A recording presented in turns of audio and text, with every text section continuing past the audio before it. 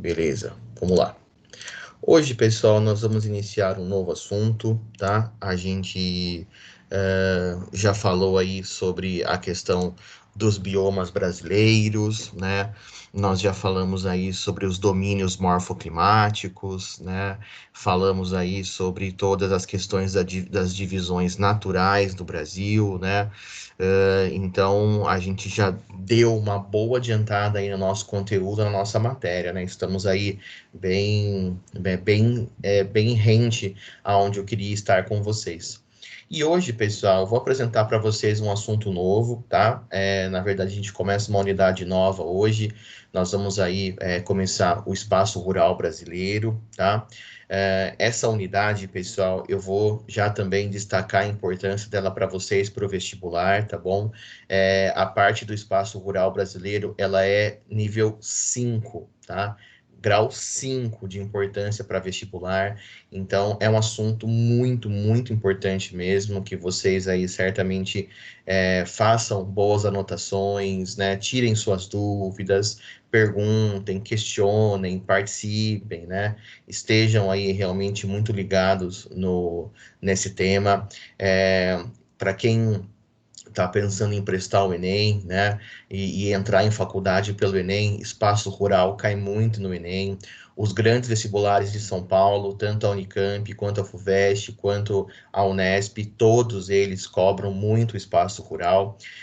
Então, você pode ver em qualquer tabelinha, né, se você digitar no Google, conteúdos mais cobrados, geografia, vestibular. Você vai ver que todos os grandes vestibulares colocam espaço rural entre os temas mais cobrados. Pode aparecer em primeiro lugar, em segundo, em terceiro, eles sempre estão entre os temas mais cobrados. Então, né, ressalto a importância aí com vocês, destaco a importância desse assunto, né, e principalmente para a gente, né, falar aí tudo o que a gente tem para contar. Não é pouca coisa, né? É um assunto bem, assim, bem importante. Nós vamos passar por várias, como posso falar? Por várias partes, são vários momentos, né?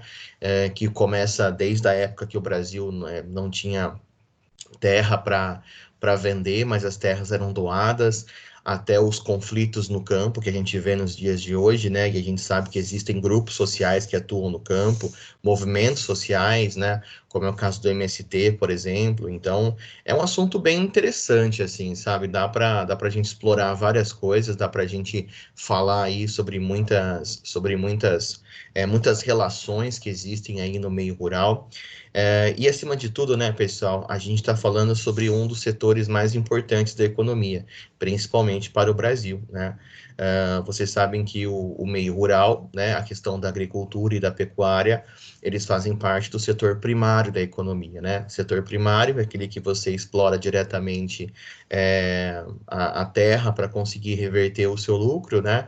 Seja com uma pecuária, seja com uma agricultura, com uma mineração, né? Então você explora o ambiente direto, né? A pesca também é setor primário. O setor secundário é o setor industrial, o setor das indústrias, das fábricas, né? Das manufaturas. O setor terciário é o setor de comércios e serviços, né? Então nós vamos passar aí pelos setores da economia brasileira e nós vamos começar aí no primeiro ponto pelo setor primário, tá? E vamos falar bastante sobre a questão agrária no Brasil, né? Nosso país, pessoal, ele é um país de contrastes, né? Vocês já sabem, a gente conversa bastante sobre isso desde aí do ano passado, né? E nosso país, ele apresenta grandes discrepâncias sociais, grandes desigualdades sociais, e ele apresenta também aí sérios problemas em relação à questão agrária, né? Então, a gente vê no Brasil, depois eu vou mostrar um gráfico para vocês, a gente vê no Brasil que existem aí poucas pessoas com muita terra, né? E muitas pessoas com pouca terra. Então, o Brasil ele apresenta de fato uma condição onde ainda se faz necessário a gente dar uma boa reestruturada nessa questão agrária. Vocês vão ver, depois vou explicar com mais calma também, tá? Que a gente chama isso de reforma agrária, tá? Vou explicar para vocês, né, o que é reforma agrária, qual que é a importância dela. Enfim, são muitos assuntos, são vários subtemas. Nós vamos fazer aí certamente várias discussões e conto com a participação de vocês, né? Conto aí com a presença de vocês, seja no chat, seja falando. O importante é a gente interagir, trocar a nossa ideia e darmos conta aí de tudo que temos pela frente, beleza? Vamos começar então, pessoal? Vamos lá? Quem aí gosta de fazer suas anotações, que faz tudo certinho, peguem aí onde vocês anotam. E vamos começar. Bom, o que acontece é o seguinte: a gente tem que entender que a questão da terra no Brasil, pessoal, é uma questão muito política, tá? Hoje, até os dias de hoje, né? O brasileiro ele tem muita dificuldade de ter acesso à terra, né? A terra é um bem caro no Brasil. Perguntem para os seus pais quanto que custa um terreno em Americana. E se for num bairro bom, num condomínio fechado, vocês vão perceber, e vocês devem saber, que esse terreno vai custar na casa aí de milhares de reais, né? Isso significa, pessoal, que o acesso à terra, ele é meio que um privilégio no Brasil, tá? E infelizmente é um privilégio de não muitas pessoas, onde a gente tem um país, né, que milhões não têm acesso à terra, e muitos desses acabam produzindo na terra que pertence a alguém, né? Ou seja, ele não necessariamente produz na sua própria terra. Ele acaba sendo aí, às vezes, um arrendatário, né? Alguém que trabalha na terra, do outro. E isso é uma coisa muito, muito comum no Brasil, tá? Muito mais comum do que vocês imaginam. Principalmente em regiões menos urbanizadas, né? Aqui no nosso interior do estado de São Paulo, pessoal, a gente está no estado que é o estado mais populoso do Brasil, é o estado mais desenvolvido, é o estado mais urbanizado, e eu sempre falo para vocês, né, o que rola em São Paulo não é regra para o Brasil. E, infelizmente, né, a gente não tem a mesma dinâmica social do estado de São Paulo para o restante do país. No entanto, é importante ressaltar para vocês que a questão da terra no Brasil é uma questão que ela permeia vários e vários cenários, né? E o primeiro cenário, pessoal, que eu vou falar para vocês, ele data de 1850, tá? Porque eu estou falando sobre 1850? Porque em 1850 veio a lei, né, 601, tá? Vou até destacar para vocês aqui no livro, que ficou conhecido como Lei de Terras, tá? Lei de Terras. Então, só para destacar para vocês. E o que é essa tal de lei de terras, pessoal? Imagina o seguinte, ó. Imagina que de 1500, quando a gente começou a ser colonizado, até 1850, tá? Então, de 1500 a 1850, então um período grande de tempo aí, vamos combinar, né? O período é de 350 anos. De 1500 até 1850, você não comprava terra no Brasil. Você não podia ter acesso à terra no Brasil através da compra, né? O que você conseguia eram doações. Então você tinha aí você tinha algumas pessoas que tinham muitas terras no Brasil. Vamos lembrar, né, pessoal? O Brasil começou a concentrar terra em 1530, né, com as capitanias hereditárias. Lembra? A gente estudou esse ano. De repente, do dia para a noite, 13 pessoas tomaram conta de todas as terras do Brasil. Simples assim, né? Então, de repente, o rei de Portugal traçou lá o mapinha, riscou o mapinha e falou: beleza, vão lá agora e deem conta aí das capitanias. Então, logo de cara, você já concentrou terra no Brasil. Você entregou uma quantidade de terra que é referente a um estado na mão de uma pessoa só. Aí você sabe que essas pessoas foram dividindo essas terras e vieram as sesmarias, né? E as sesmarias, pessoal, são terras gigantescas, do tamanho de municípios, entendeu? Uma sesmaria pode pegar um pedaço de um estado, sabe? Então, até 1850, a terra era uma questão da posse de poucos. E você não comprava terra no Brasil, né? Você ganhava terra por doação, né? Você ganhava terra como forma de a terra passava de forma hereditária, né? Mas você não tinha acesso à compra de terra, né? Então, as terras, elas eram muito difíceis de ser adquiridas no Brasil, porque elas basicamente já estavam na mão de poucas pessoas, né? Então, a galera que chegava aqui no Brasil, eles não tinham outra alternativa a não ser trabalhar nas terras de alguém, né? E aí, de repente, então, né, vendo aquela dificuldade de ter acesso à terra, vendo aquela dificuldade de você conseguir um pedaço de chão e vendo aquela terra concentrada na mão de pouca gente, né, porque era uma questão de doação, para você ter terra, tinha que ser doado para você, ou você tinha que ganhar aquela terra por algum motivo, mas não dava para você comprar, né? Então, em 1850, na época era o Dom Pedro II que governava o Brasil, ele fez a chamada Lei de Terras, né? E o que que ele fez, então, pessoal? Ele acabou abolindo essa questão, né, da doação de terras, né? Ele acabou aí fazendo, né, um projeto de lei que permitia que as pessoas comprassem as terras, né? Então, ele fez um projeto onde ele foi desmembrando as terras no Brasil, vendo as terras que pertenciam, né, a alguém e aquelas terras que pertenciam ao Estado, né, no caso a coroa, porque tinha muita terra que pertencia ao Brasil, vamos assim dizer, né, tipo terra que ninguém é dono, né, o Brasil é dono. E como ninguém conseguia comprar aquelas terras, porque elas tinham que ser doadas, né? Então ele acabou olhando para o território brasileiro e falou assim: meu, quem que é dono do quê aqui, né? Ah, eu sou dono disso, dono daquilo, naquele espaço ninguém é dono. Então aí o Dom Pedro falou o seguinte: ó, negócio é o seguinte, pessoal, tem um monte de terra que ninguém é dono. Tem um monte de terra que a coroa é dona. São as terras do Brasil, né? Então eu vou vender, né? Eu vou vender essas terras e as pessoas vão poder comprar terras agora no Brasil.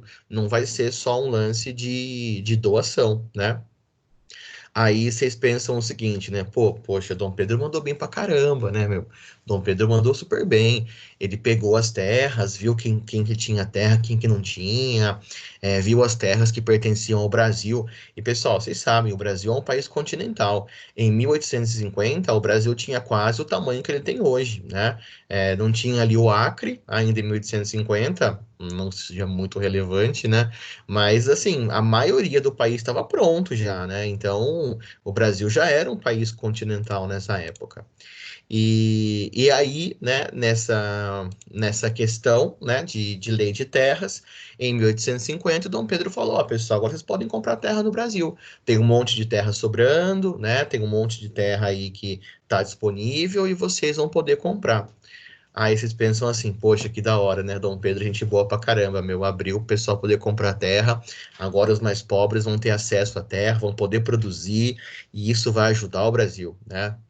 Mas você mora no Brasil, né, pessoal? Não esquece, né? Você mora nesse país maravilhoso, abençoado por Deus e bonito por natureza, mas que beleza. E aí, então, o que que Dom Pedro faz? Dom Pedro abre, então, né? Ele basicamente coloca as terras do Brasil para serem vendidas. E a pergunta que eu faço para vocês é: quem que tinha dinheiro para comprar terra no Brasil naquela época? Quem que tinha dinheiro, pessoal? As pessoas que já tinham terras, entendeu? Era eles que tinham dinheiro naquela época. Porque quem trabalhava nas terras dessas pessoas não tinha uma condição de comprar um grande lote de terra ou comprar um pedaço de terra, porque a terra era cara, né? Então, quando o Dom Pedro faz a lei de terras, e eu até acredito de verdade, viu, que ela tinha uma boa intenção por trás, que era de democratizar o acesso à terra, né? Que era de deixar mais, vamos falar assim, né, mais fácil o acesso à terra, eu acredito que Dom Pedro foi até bem intencionado. Eu quero acreditar nisso, tá? Mas no final das contas, sabe o que ele fez? Ele ajudou a concentrar ainda mais terras no Brasil. Porque só quem conseguiu comprar terra era quem tinha dinheiro, que a terra era muito cara. E aí, quem tinha dinheiro podia comprar a terra, quem não tinha não podia. Então, nesse processo, novamente, quem tomou na cabeça foi a galera mais pobre, né? Porque eles não tinham, eles não tiveram a possibilidade de comprar uma terra. E quem teve foram os mais ricos, que já tinha terra pra cacete, né? Então, a lei de terras, né, que era aí. Uma forma de você tentar dar uma distribuída na terra no Brasil, ajudou a concentrar ainda mais as terras no Brasil, né? De fato, aí uma coisa impressionante, né? Que a gente talvez não tenha visto em lugar nenhum, mas a gente viu no Brasil, né, pessoal? Você sabe, né? BR é BR, a gente é outro nível. Mas a pergunta que eu quero deixar no ar para vocês, e quero fazer dessa pergunta uma grande dica para o seu vestibular, é o seguinte: por que que em 1850 Dom Pedro pensou nisso, né? Por que que em 18 de setembro foi quando ele promulgou a lei? Será que aconteceu alguma coisa no Brasil nessa época que levou Dom Pedro a tomar essa atitude, né? Porque, infelizmente, no Brasil, as coisas elas acontecem assim, não é à toa, né? Não é coincidência. Você tem uma coisa que não tem no Brasil, pessoal, é coincidência. Vocês podem ter certeza. Rola muita coisa no Brasil, mas coincidência aqui não tem. Aqui é aquela lei da ação e reação no nível mais profundo de todos, né? O que será que aconteceu em 1850, ou próximo disso, né, para que Dom Pedro II promulgasse a Lei de Terras? Será que foi Deus que tocou o coração de Dom Pedro e falou: vai lá, meu filho, e distribui as terras, né? Creio que não, né? E não foi isso mesmo, não, tá? Na real, pessoal, aconteceu o seguinte.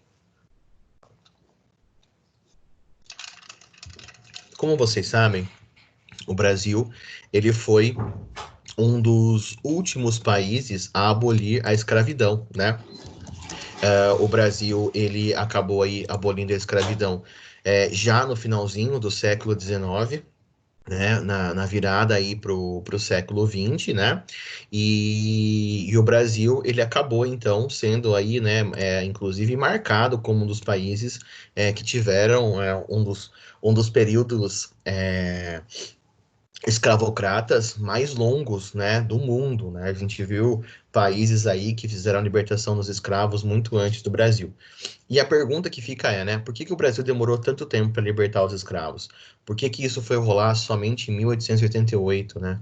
Por que que demorou tanto tempo assim?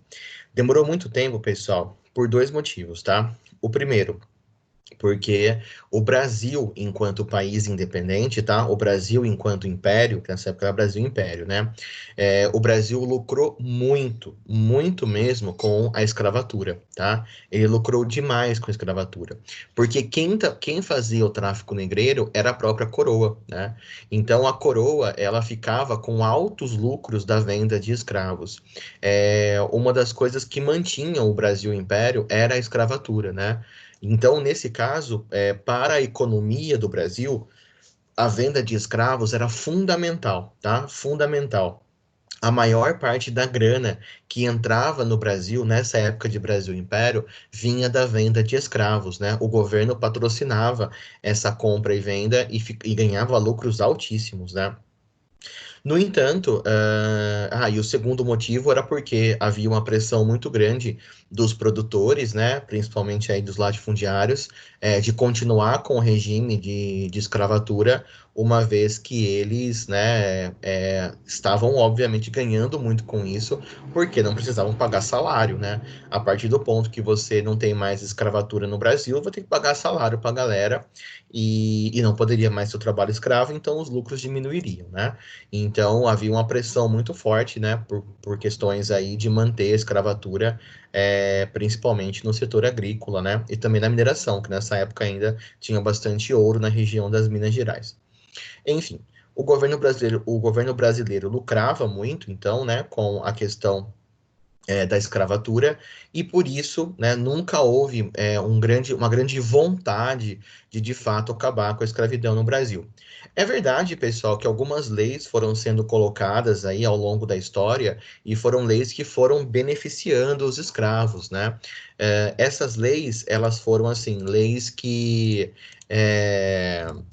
como posso dizer, foram leis que foram abrindo margem para uma possível revogação da escravatura, né? Foram leis que foram abrindo, né, pequenas brechas para de fato acontecer a libertação dos escravos, mas ela demorou muito mais tempo para acontecer e algumas leis não faziam o menor sentido, né? Como, por exemplo, o Brasil criou a lei dos sexagenários, né? Não sei se vocês já ouviram falar em história sobre essa lei. A lei do sexagenário, pessoal, era uma lei que falava que o escravo, né, quando ele completasse 60 anos, ou todos os escravos que já tivessem 60 anos ou mais, eles eram automaticamente libertados, né? Só que o problema é que a expectativa de vida de um escravo girava em torno de 40 anos, né? Então, tipo, quem chegava a 60 anos como escravo eram pouquíssimos, né? Então, era uma lei que, meu, não servia para ninguém, né? Teve também a lei do ventre livre, né, que falava que filhos de escravos eram libertos. Enfim, houveram várias leis. Só que assim, a revogação da escravatura mesmo, que é a chamada Lei Áurea, né, ela foi rolar só em 1888, e vocês sabem que quem assinou foi a Princesa Isabel, né? Bom, aliás, Princesa Isabel, que mulherão, viu, gente? Do ponto de vista, assim, né? Não tô falando do ponto de vista físico, tô falando do ponto de vista como personalidade, assim, sabe? Uma mulher incrível mesmo, que tinha visões para o Brasil muito, muito legais mesmo. Se vocês não conhecem a história da Princesa Isabel, eu recomendo que vocês conheçam. Nossa, ela tinha uma visão de mundo bem legal. E quando ela assinou a Lei Áurea, existiam vários projetos de realocar escravos, né? E de fazer com eles treinamento técnico para que eles pudessem trabalhar. Tinha projetos de distribuição de terra para que eles pudessem ter um lugar para plantar. Então havia um plano para os escravos na hora que eles foram libertos, né? Só que em 1889 veio a queda do Império do Brasil, vem o Brasil República, né? Foi um golpe de Estado que rolou aí pelo Marechal Deodoro da Fonseca, e todos os planos para os escravos acabaram indo para o saco, literalmente falando, porque os escravos não tiveram basicamente assistência nenhuma, né? Então, o Brasil foi um dos países que pior lidou com o fim da escravidão, porque basicamente ele libertou os escravos e falou: beleza, galera, vocês estão livres, tudo de bom, vai na paz, muito axé para vocês, e é isso aí, né? E aí, tipo, a galera tava lá, perdidaça, né? Não sabia ler, não sabia escrever, só sabia fazer os ofícios que eles foram escravizados, e de repente, do dia para a noite, falou: vai lá, tenta a sorte agora, né? E enfim, isso tem uma série de consequências, a gente vai explorar num outro momento, quando for falar sobre a urbanização. Bom, então, voltando à pergunta, por que que em 1850 Dom Pedro promulgou a Lei de Terras, né? Será que aconteceu alguma coisa ou será que foi bondade de Dom Pedro, né? É claro que aconteceu alguma coisa, né, pessoal? É óbvio que aconteceu alguma coisa. Em 1850, né, ainda em 1850, só que um pouco antes, né, em agosto de 1850, foi colocada, né, para votação uma lei no Brasil, que é uma lei que ficou conhecida como Lei Eusébio de Queiroz, tá? Lei Eusébio de Queiroz, tá? Ou seja, um pouco antes da Lei de Terras, tá? O que que era a Lei Eusébio de Queiroz, pessoal?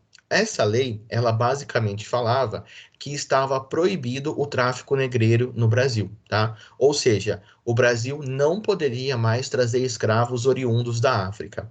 Não é que acabou a escravidão no Brasil, tá? Os escravos que estavam aqui poderiam ser comprados e vendidos, e os filhos dos escravos continuavam sendo escravos, tá? Mas não poderiam ser trazidos novos escravos para o Brasil, né? A Lei Eusébio de Queiroz proibia o tráfico negreiro, tá? E novamente, pessoal, não pensem que isso é uma bondade, sabe assim, de Deus também, tá? Na real, isso foi uma pressão da Inglaterra. A Inglaterra pressionou muito os países da América Latina, da América em geral, na verdade, para libertar os escravos, tá? Não porque a Inglaterra é boazinha, longe disso, mas porque ela estava em pleno desenvolvimento da sua indústria e ela queria mercado consumidor, né? Ela olhava para a América, via um continente em grande crescimento, só que via uma galera que não tinha condição de comprar. Afinal de contas, era muito escravo. Escravo não ganha salário. Se escravo não ganha salário, como que os caras vão comprar produto industrializado, né? Os caras não compram, óbvio.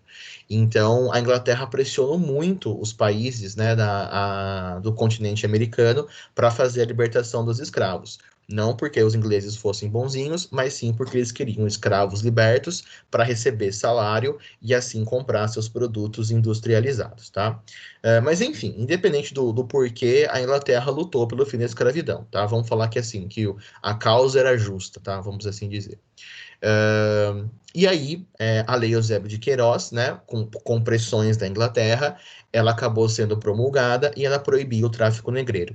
Aí vocês imaginam, né, que do dia para noite, o Brasil, que possuía aí, então, a maior parte da sua renda, vamos assim dizer, né, da sua riqueza, vinda do tráfico negreiro, do dia para a noite, acabou.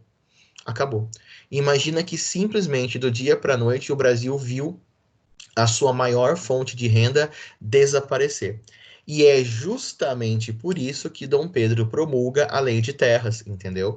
Ele usou as terras do Brasil, pessoal, aquelas terras que pertenciam à coroa, né? As terras que ninguém era dono, ele usou essas terras como uma forma de fazer dinheiro, entendeu? Era isso que estava por trás da Lei de Terras. Eles queriam ganhar a grana que tinha por trás da Lei de Terras, uma vez que, né, com essa grana, né, com esse dinheiro, o governo poderia então se manter.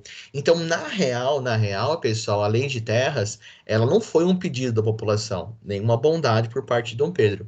A Lei de Terras, na verdade, ela foi uma consequência da Lei Eusébio de Queiroz. Lembrando que a Lei Eusébio de Queiroz também é de 1850, tá? E ela proibiu o tráfico de escravos no Brasil. Então, quando a coroa portuguesa percebeu que ela perdeu o seu maior rendimento, quando a coroa portuguesa percebeu que ela perdeu a sua maior fonte de renda, ela teve que recorrer, então, a uma forma fácil de ganhar dinheiro. O que que ela fez, então? Começou a vender suas terras, tá? E como até então até 1850. Era proibido comprar e vender terra no Brasil, né? Como eu falei, era uma questão de doação, né? De ganhar a terra. Com a lei de terras, o governo começou a vender terras, né? Começou então a colocar as suas terras para serem vendidas. E aí vem a consequência disso, né? Porque, infelizmente, quem tinha condição de ganhar dinheiro, quem tinha dinheiro e tinha condições mesmo de ter acesso à terra, tinha condições mesmo de poder comprar essa terra, tinha de fato condições, né, de ter acesso a essas novas terras que estavam sendo vendidas, eram as pessoas que já tinham terras, né? Então, aí, infelizmente, né, tivemos um período muito complicado, um período muito complexo na história do Brasil, mas eu precisava contar para vocês tudo isso para vocês perceberem que um movimento que a gente tem nos dias de hoje, né, um país que concentra muita terra nos dias de hoje, que tem sérios conflitos no campo, isso não veio do nada, tá? Isso tem explicação histórica. A história explica o campo no Brasil hoje, né? E o Brasil tem um campo muito violento, né? Tipo, é de fato uma violência muito grande que acontece no setor rural brasileiro. Mas isso é papo uma outra aula, tá? Então, o que eu queria conversar com vocês hoje, pessoal, era que estabelecer essa relação, né? Contar para vocês como que começou esse negócio de compra e venda de terras no Brasil, né? Por que que esse processo começou a acontecer, o que estava envolvido nesse processo, como que estava o momento histórico do Brasil naquela época. Enfim, eu queria fazer uma abertura do tema com vocês aí, mostrando que essa questão do acesso à terra nem sempre foi tão simples quanto é hoje, né? Comprar um pedaço de terra no Brasil. Durante mais de 350 anos, você não podia comprar a terra, você podia somente ganhá-la, né, através de doação. E quando o governo abre para as pessoas poderem comprar, ele tinha por trás disso, né, uma lei Eusébio de Queiroz, que basicamente falando, cortou a principal fonte de renda do governo brasileiro, que na época era o governo de Dom Pedro II, era Brasil Império. Tudo bem, pessoal? Tudo tranquilo? Até aqui, alguma dúvida? Tudo bem? Querem perguntar alguma coisa? Tudo certo? Deixa eu ver o que a Sofia falou. Ô, Bruno, tem como você repetir por que os ingleses eram pressão? Sim. Sofia, a pressão dos ingleses foi a seguinte, ó. Nesse período, né, por volta de 1850, mas assim, até antes disso um pouquinho, a Inglaterra estava passando pela sua Revolução Industrial. Ela já tinha passado pela Revolução Industrial, né? Ela começou antes disso. Só que em 1850, a Inglaterra estava com muitas fábricas e muitas indústrias. A Revolução Industrial inglesa estava, assim, prosperando, nossa, maravilhosamente bem. Só que a Inglaterra, ela estava vendo que as suas indústrias estavam produzindo muito. Você tinha muito produto industrializado. Só que o mercado europeu estava meio saturado, né? O mercado africano não tinha muito para quem vender, nem mesmo para os asiáticos. E a Inglaterra olhava para a América e ela via um continente que já contava, assim, sabe, com alguns milhões de habitantes, né? Seja assim, desde o Canadá até o Chile, né? Ela via um continente com muita gente morando. Só que ela via um continente escravocrata, né? Ela via um continente que tinha, assim, muitos escravos. E escravo não ganha salário, né? Então, o que que a Inglaterra fez? Ela pressionou os governos para que fizesse a libertação dos escravos, para que a partir dos escravos libertos, as pessoas passassem a ser contratadas, recebessem salário, né? E recebendo o salário, as pessoas poderiam comprar os produtos industrializados da Inglaterra. E nessa época, a Inglaterra, ela tinha muito poder sobre o mundo, né? A Inglaterra era o maior império do mundo, né, nessa época, tinha aí uma marinha gigantesca, né? Tinha grandes poderes, era um império gigante. Então, sei lá, vai, mal comparando, eram os Estados Unidos da época, assim, vamos falar. E ela ameaçava mesmo, entendeu? Teve uma crise com o Brasil, quando a Inglaterra pressionou, né, para que o Brasil parasse com o tráfico negreiro, muito antes de 1850, e a Marinha Inglesa bloqueou os portos do Brasil, sabe? Nada entrava e nada saía. O Brasil perdeu sua exportação do dia para a noite, como forma de pressionar mesmo que tivesse a libertação dos escravos. Então, não é que os ingleses eram bonzinhos, que fofinhos, eles querem o bem pra gente, não sei o quê. Não, né? Eles estavam aí em busca de mercado consumidor. Por isso que eles brigavam tanto para ter a libertação dos escravos, para que eles pudessem ser contratados, recebessem salários e assim pudessem comprar os seus produtos, né? Mas eu vou falar assim, a causa é uma causa boa, né? A libertação dos escravos, né? Só as motivações que não eram as mais bonitas possíveis, mas, bom, aí também acho que já era exigir demais daquela época, né? Deu para entender agora, Sofia, por que que os ingleses fizeram pressão? Tudo bem? Tudo tranquilo? Ficou claro para Tudo bem, você? Bruno. Maravilha. Obrigada. Nada. Pessoal, mais alguma dúvida? Querem perguntar mais alguma coisa? Tudo beleza? Tudo certo? Tudo tranquilo? Maravilha. Então, pessoal, vou parando por aqui, tá? Afinal de contas, já deu o nosso horário, né? E a ideia hoje, principal, era que vocês fizessem, então, uma relação entre a Lei Eusébio de Queiroz e a Lei de Terras, ambas de 1850, né? Só lembrando aí que a Lei Eusébio de Queiroz, ela data aí, só para vocês compararem, de 4 de setembro, tá? 4 de setembro de 1850. E a Lei de Terras vem no dia 18 de setembro de 1850. Então, claramente é um reflexo daquilo que tinha acontecido, tá certo? Pessoal, como sempre, reforço para vocês: façam o estudo em casa, revejam, né, as anotações. A aula está gravada. Se quiser rever a aula depois, percebe que ficou alguma coisa com dúvida, não entendeu algum ponto, deixa marcadinho no seu caderno, traga quinta-feira para a gente conversar. E eu tenho certeza que a gente vai ter aí muito papo para poder botar em dia, beleza? Pessoal, muito obrigado pela companhia de vocês. Agradeço aí por estarmos juntos